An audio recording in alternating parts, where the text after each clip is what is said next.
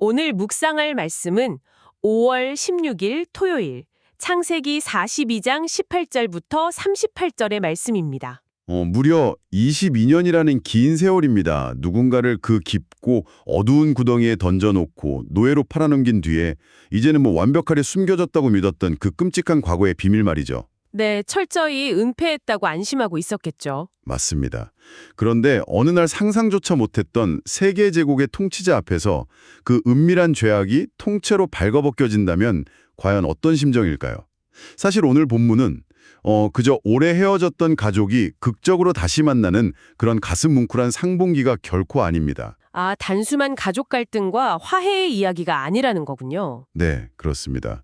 이것은 겹겹이 묻어두었던 인간의 치명적인 치부를 가장 낯설고 두려운 방식으로 들추어내서 마침내 그 영혼을 철저한 회개와 생명으로 이끌어내시는 하나님의 아주 치밀한 영적 수술 과정입니다. 영적 수술. 그 표현이 이 본문의 무게감을 아주 정확하게 짚어주는 것 같습니다. 말씀의 흐름을 따라가 보면 거대한 기근을 피해서 살 길을 찾아 애굽으로 내려왔던 요셉의 형들이 나오잖아요. 네, 곡식을 구하러 간 거죠. 그런데 곡식을 구하기는커녕 졸지에 마라를 엿보러 온 정탐꾼으로 몰리게 됩니다. 여기서 본문의 첫 번째 전개, 그러니까 18절부터 20절을 보면 가장 먼저 우리의 시선을 사로잡는 대목이 있어요. 바로 형들이 갇히게 된 사흘간의 감옥 생활입니다. 아, 네. 그 사흘이라는 시간, 애굽 총리인 요셉의 명령으로 그들이 감옥에 갇히게 되는데 사실 이 3일이라는 시간이 이들에게 도대체 어떤 의미였을까요? 영적 수술의 시작이라고 볼 수 있을까요? 이집트의 감옥, 원어로 미시마르라고 불리는 이 왕의 구금소를 한번 상상해 보시기를 바랍니다. 성도님들도 한번 그려보시면 좋겠는데요. 그곳은 오늘날의 교도소와는 완전히 다른 곳이거든요. 지금의 감옥과는 많이 달랐겠죠. 그럼요. 이방 땅의 가장 깊숙하고 철저히 단절된 어둠의 공간입니다. 언제 끌려나가서 처형될지 모르는 극도의 공포 속에서 보내는 이 72시간. 아마 그들의 영혼을 산산조각 내는 아주 맹렬한 압박의 시간이었을 겁니다. 72시간 내내 언제 죽을지 모른다는 공포에 시달렸겠네요. 맞습니다. 외부와의 모든 연락이 끊긴 채 죽음의 공포와 마주하는 그 고요한 옥중 생활이잖아요. 이게 역설적으로는 그들이 평생 외면해왔던 자신들의 내면, 그리고 과거의 그 무서운 죄를 고스란히 대면해야만 하는 아주 강제된 성찰의 시간이었습니다. 강제된 성찰의 시간이라 피말리는 사흘이 지난 후에 요셉이 형들을 감옥에서 꺼내주지 않습니까? 그러면서 아주 놀라운 선언을 하나 해요. 나는 하나님을 경외하노니 너희는 이같이 하여 생명을 보전하라. 네, 참 놀라운 대목이죠. 처음에는 한 명만 고향으로 돌려보내고 나머지는 다 가둬두겠다고 막 으름장을 놨었잖아요. 그런데 이제는 한 명만 볼모로 남고 나머지는 곡식을 챙겨서 굶주리는 가족들을 살리라고 선처를 베풉니다. 여기서 애굽의 절대 권력자인 요셉의 입에서 나는 하나님을 경외한다는 고백이 나왔어요. 그렇죠. 바로 그 지점이 요셉이 얼마나 영적으로 성숙한 인물인지를 증명하는 겁니다. 만약에 요셉이 22년 전 자신을 버렸던 형들을 향해서 사사로운 원한을 품고 복수하려고 했다면 어땠을까요? 애굽의 2인자니까 당장 처형할 수도 있었겠죠. 맞습니다. 막강한 권력을 휘둘러서 그들을 당장 그 미시마르에서 목을 뱄을 겁니다. 하지만 요셉은 나는 하나님을 경외한다고 분명히 선언하거든요. 즉, 지금 자신이 내리는 모든 판단과 조치가 개인적인 복수심에서 비롯된 것이 아니라는 뜻입니다. 철저히 하나님 앞에서의 공의로운 결정이라는 거군요. 네, 막내 베냐민을 데려오라고 요구한 건 역시 그들은 막 괴롭히려는 게 아니라 그들이 스스로 정직한 자들임을 증명할 수 있도록 돕는 정당하고 선한 의도의 시험이었습니다. 그렇군요. 이 두 번째 전개인 21절부터 23절로 넘어가 보면 요셉이 가한 이 치밀하고 거룩한 압박이 곧바로 놀라운 결과를 이끌어냅니다. 감옥에서 풀려나서 애굽 총리 앞에 선 형들의 입에서 마침내 억눌려 있던 자백이 터져 나오잖아요. 아, 이 장면이 정말 극적입니다. 우리가 아우의 일로 말미암아 범죄하였도다. 그가 우리에게 애걸할 때에 그 마음의 괴로움을 보고도 듣지 아니하였으므로 이 괴로움이 우리에게 임하도다. 성도님들도 이 묵상 포인트를 꼭 짚고 넘어가시면 좋겠는데요. 잘못을 후회하는 형제들이라는 첫 번째 묵상 포인트입니다. 네, 너무 중요한 포인트입니다. 인간의 기억 속에서 흐릿해진 죄라고 해서 그 죄가 완전히 소멸된 것은 결코 아니라는 사실 말입니다. 아주 날카로운 지적이십니다. 죄라는 것은 시간이 흐른다고 해서 결코 자연스럽게 치유되거나 사라지지 않거든요. 온전한 화해와 철저한 뉘우침에 이르기 전까지 죄는 인간의 영혼 깊은 곳에 또아리를 튼 채 영혼을 서서히 고사시키는 잔혹한 괴물과 같습니다. 치료되지 않은 상처는 삶의 위기란 압박이 가해질 때 그 극심한 통증을 다시 드러내는 법이죠. 네, 맞습니다. 22년 전 동생 요셉이 살려달라고 간청할 때 원어 하나니 의미하는 바대로 제발 은혜를 베풀어 달라고 매달릴 때 그들은 철저히 귀를 막고 외면했잖아요. 하난, 은혜를 베풀어 달라는 뜻이군요. 자신들이 동생에게 은혜를 베풀지 않았기 때문에 지금 낯선 이방 땅에서 누군가에게 은혜를 구해야만 하는 아주 절망적인 처지에 놓이자 과거의 그 죄책감이 거대한 공포로 덮쳐온 거네요. 네, 자기가 심은 대로 거두게 하시는 하나님의 섭리가 작동한 겁니다. 이때 맏아들 르우벤이 동생들을 향해서 막 일갈을 하거든요. 내가 너희에게 그 아이에 대하여 죄를 짓지 말라고 하지 아니하였더냐? 그러므로 그의 핏값을 치르게 되었도다. 핏값을 치른다. 네, 르우벤의 이 책망은 형제들이 지난 22년 동안 그저 어쩔 수 없는 일이었다거나 혹은 젊은 날의 실수였다고 합리화해 오던 과거의 폭력을 명확히 직면하게 합니다. 마침내 하나님 앞에서의 심각한 죄이자 핏값을 치러야 할 살인 행위로 규정하는 결정적인 순간인 거죠. 그런데 여기서 성경이 전해주는 아주 구체적이고 흥미로운 상황적 디테일이 있어요. 생사가 오가는 이집트 최고 권력자 앞에서 어떻게 이토록 적나라하고 수치스러운 회개의 대화가 형제들 사이에서 여과 없이 오갈 수 있었을까요? 비밀은 바로 통역관이었습니다. 그렇습니다. 통역관, 이것이 바로 상황을 완벽하게 통제하시는 하나님의 섬세한 손길이거든요.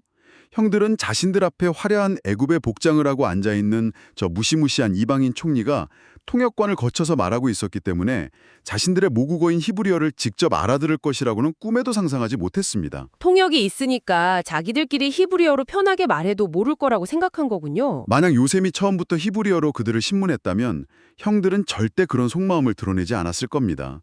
철저하게 방어하면서 변명만 막 늘어놓았을지도 모릅니다. 총리가 알아듣지 못한다는 착각이 역설적으로 그들의 가장 내밀한 죄책감을 가감없이 쏟아내게 만든 아주 완벽한 영적 각성의 무대가 된 거죠. 와, 통역관이라는 장치의 하나다. 그런 깊은 뜻을 담고 있었네요. 통역을 거치지 않고 그 모든 자백을 실시간으로 듣고 있던 요셉의 마음은 과연 어땠을까요?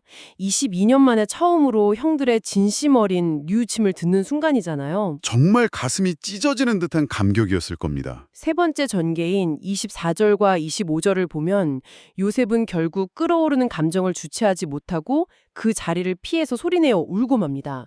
여기서 두 번째 묵상 포인트인 요셉의 지력과 눈물, 그리고 냉정함을 심도 있게 조명해야 할 텐데요.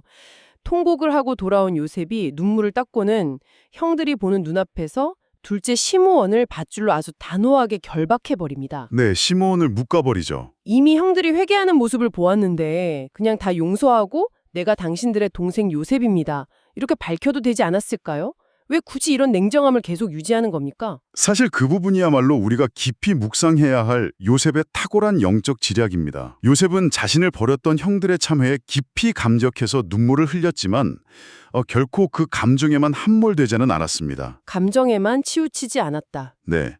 만약 요셉이 그 자리에서 즉시 모든 것을 다 덮어주고 감정적으로 형들을 안아버렸다면 어땠을까요? 형들의 회개는 당장의 위기를 모면하기 위한 값싼 후회로 끝났을 위험이 아직 컸습니다. 진정한 변화가 아닐 수 있다는 거군요. 맞습니다. 진정한 변화, 즉 고향에 있는 아버지 야곱의 품에서 막내 베냐민을 데려오는 그 순종과 결단의 행위까지 온전히 나아가기 위해서는 아직 영적 훈련이 더 필요했던 겁니다. 그래서 요셉은 차가운 이성을 유지하면서 다음 단계를 실행하죠. 지성과 감정 그리고 의지의 완벽한 균형을 이루면서 하나님의 선하신 뜻이 온전히 성취될 때를 묵묵히 기다릴 줄 아는 성숙함을 성도님들도 꼭 본받으셨으면 좋겠습니다. 감정과 지성의 절제된 균형이네요. 시므온을 돌모로 잡는 냉정함을 보이면서도 요셉은 신하들에게 명을 내려서 형들의 빈 자루에 당장의 생존을 위한 곡물을 가득 채워줍니다. 그리고 돌아갈 길 양식까지 넉넉히 챙겨주죠. 네, 형제들을 먹여 살려야 하니까요. 그런데 가장 중요한 조치가 하나 더 있습니다. 형들이 곡식값으로 냈던 돈을 각 사람의 자루에 도로 몰래 넣어두게 하거든요. 이 대목에서 성경의 배경 지식을 조금 더 깊이 파고 들어갈 필요가 있겠습니다. 말씀에 기록된 이 돈은 오늘날 우리가 사용하는 동전이나 지폐 같은 주조화폐가 아니었죠. 네, 아닙니다. 고대 사회, 특히 주전 6세기 이전에는 주조화폐라는 개념 자체가 널리 통용되기 전이었습니다. 그래서 25절에 기록된 이 돈은 정확히 말해서 무게를 달아 거래하던 은을 가리킵니다. 은이었군요. silver. 네, 은입니다. 고대 근동지역 전역에서 은은 가장 안정된 가치를 지닌 저장 수단이자 사실상 교환의 절대적인 기준 역할을 했거든요. 그런데 특히 이집트에서는 이 은의 가치가 다른 지역보다 훨씬 더 특별했다고 들었습니다. 아주 중요한 역사적 맥락입니다. 고대 이집트는 역사적으로 금이 대단히 풍부한 제국이었어요. 심지어 고대 문헌을 보면 이집트에서는 금이 먼지처럼 흔하다는 기록이 있을 정도니까요. 금이 먼지처럼 흔했다. 엄청나네요. 반면에 은은 자국 내에서 거의 산출되지 않는 극도로 희귀한 광물이었습니다. 오직 외부와의 교역을 통해서만 얻을 수 있었기 때문에 이집트 내부에서 은은 때때로 금보다 더 높은 가치를 지니고 거래되는 귀중품이었죠. 아, 그렇다면 요셉이 그 귀한 은혜를 형들의 자루에 고스란히 도로 넣어주었다는 것은 정말 엄청난 은혜의 행위군요. 네, 맞습니다. 겉으로는 정탐꾼을 색출하듯이 시므온을 묶어두는 차가운 통치자의 얼굴을 하고 있었지만 속으로는 고향의 아버지 야곱 공동체가 이 거대한 기근 속에서 살아남을 수 있도록 자기가 줄 수 있는 가장 확실하고 든든한 재정을 은밀히 챙겨준 셈입니다. 형제들을 향한 그의 깊고 뜨거운 진심이 담긴 조치였네요. 하지만 이 깊은 은혜가 죄책감에 사로잡혀 있던 형들에게는 전혀 다른 차원의 공포로 다가오게 됩니다. 네 번째 전개인 26절부터 34절을 보면 이제 무대는 애굽을 떠나 가나안으로 향하는 형제들의 여정으로 바뀝니다. 네, 돌아가는 길이죠. 무거운 마음으로 길을 가던 중에 한 여관에 머물면서 나귀에게 먹이를 주려고 자루를 열었다가 형제 중 한 명이 기겁을 하게 됩니다. 원문을 보면 보라, 그것이 자루 아귀에 있었다라고 아주 생생하게 묘사하고 있는데요. 지불했던 그 은이 자루 입구에 그대로 들어있는 것을 발견한 겁니다. 네, 정말 깜짝 놀랐겠죠. 현대의 상황에 비유를 좀 해보자면 억울하게 큰 범죄에 연루되어서 겨우겨우 풀려났는데 집에 와서 가방을 열어보니까 그 안에 어마어마한 작물의 돈다발이 떡하니 들어있는 것을 발견한 것과 같은 충격 아니겠습니까? 참으로 절묘한 비유십니다. 형들은 방금 전까지 이집트 최고 통치자 앞에서 간첩으로 몰려져 사형을 당할 뻔했잖아요. 겨우 시므온 하나를 인질로 남겨두고 목숨만 건져서 도망치다 빠져나왔는데 이제는 졸지에 애굽 통치자의 귀한 은을 훔친 도둑으로까지 의심받게 생긴 완벽한 절망의 상황에 부닥친 겁니다. 목숨도 위태로운데 이제 도둑 누명까지 쓰게 생겼으니 그래서 28절을 보면 형들이 완전히 혼이 나가서 서로를 돌아보며 탄식합니다. 하나님이 어찌하여 이런 일을 우리에게 행하셨는가? 하나님이 어찌하여 이런 일을 우리에게 행하셨는가?